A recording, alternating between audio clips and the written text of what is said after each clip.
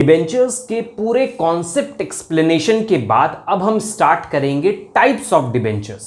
Debentures क्या होते हैं एक बार रिकैप कर लेते हैं। डिबेंचर्स एक लॉन्ग टर्म लोन है जिसमें इंटरेस्ट पे टैक्स बेनिफिट होता है जो कंपनी है उसको। तो डिबेंचर्स क्या है, एक लॉन्ग टर्म लोन है, एक सिंपल सा डॉक्यूमेंट है जिसपे लिखा हुआ है कि कंपनी ने इनसे इतना रुपए लॉन्ग टर्म लोन के हिसाब से जितने भी ईयर हो, मोर देन 1 ईयर लिया है लोन, तो वो एक डॉक्यूमेंट को डिबेंचर कहा गया है। तो अब समझते हैं कि कितने तरीके के डिबेंचर्स होते हैं।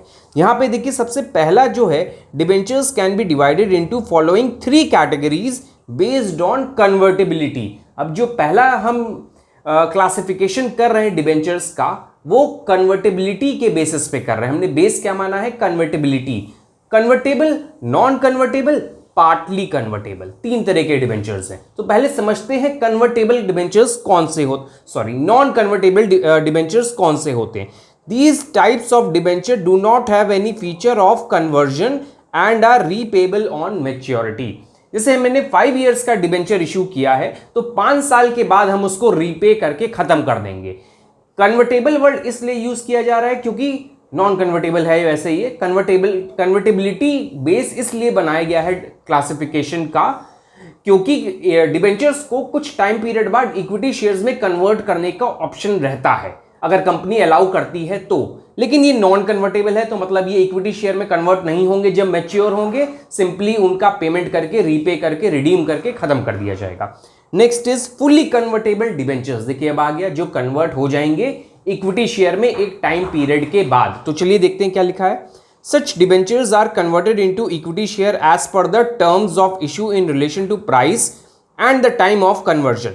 ऐसे डिबेंचर्स जो है कन्वर्टेबल, इसमें टर्म्स एंड कंडीशन लिखी होगी, उस कंडीशन के अकॉर्डिंग जिस टाइम पीरियड में और जिस वैल्यू पे कन्वर्ट होंगे वो पूरा एक टर्म्स एंड कंडीशन में लिखा होगा और कन्वर्ट हो जाएंगे। ये आगे क्या लिखा, interest rates on such debentures are generally less than non convertible debenture. समझ में आ गया होगा आपको, इस पे जो इंटरेस्ट रेट होता है वो कम होता है when compare to non convertible debentures, क्योंकि यहाँ पे एक एडवांटेज है ना इनके पास कि ये इक्विटी शेयर में कन्वर्ट हो रहे हैं, लोन कैपिटल में कन्वर्ट हो रहा है, मतलब इक्विटी शेयर बन जा रहा है, वो ओनर बन जा रहा है कंपनी का, इसलिए यहाँ पे इंटरेस्ट रेट लेस होता है। और ये अट्रैक्टिव भी होते हैं क्योंकि कुछ टाइम बाद हम जो डिबेंचर्स हैं वो इक्विटी शेयर में कन्वर्ट हो जाएंगे, तो ये अट्रैक्टिव भी होते हैं ज़्यादा।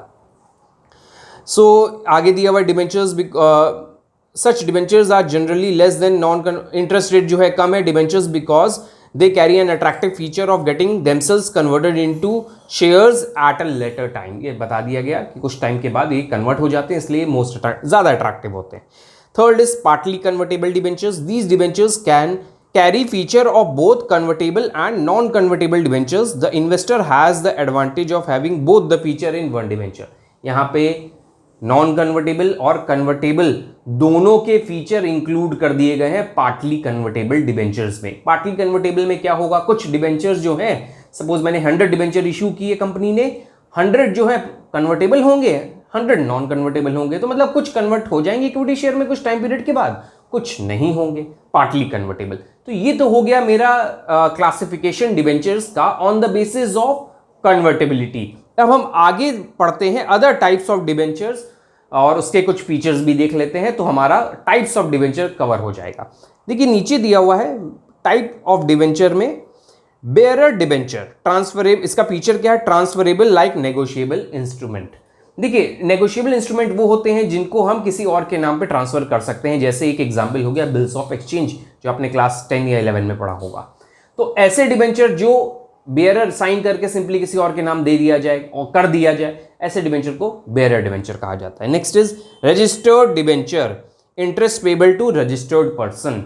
देखिए डिबेंचर जिसके हाथ में होता है उसको इंटरेस्ट मिलता है। यहां पे अगर रजिस्टर्ड डिबेंचर कंपनी ने इशू किया है तो जिसका नाम रजिस्टर्ड होगा अकाउंट नंबर के साथ, उसी के अकाउंट में वो डिबेंचर का इंटरेस्ट जो है जाएगा। ऐसे डिबेंचर जो होते हैं रजिस्टर्ड डिबेंचर होते हैं।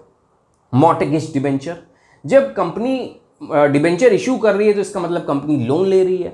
अगर कंपनी लोन ले रही है तो कुछ कोलेटरल सिक्योरिटी रखती है। यहाँ कौन कोलेटरल सिक्योरिटी रख रहा है, कंपनी रख रही है, मतलब एसेट को एक तरह से गिरवी रख दे रही है डिबेंचर को इशू करवाने के लिए। तो ऐसे डिबेंचर मॉर्टगेज हैं कंपनी की एसेट के ऊपर, मॉर्टगेज डिबेंचर। मतलब अगर डिबेंचर का रीपेमेंट का टाइम आता है, कंपनी पे नहीं कर पाती है अगर, तो कंपनी की जो एसेट मॉर्टगेज की गई, कोलेटरल की तरह रखी गई है, उसको सेल आउट किया जाएगा और डिबेंचर होल्डर्स को पेमेंट कर दिया जाएगा, रिडीम कर दिया जाएगा। नेक्स्ट इज नेकेड और सिंपल।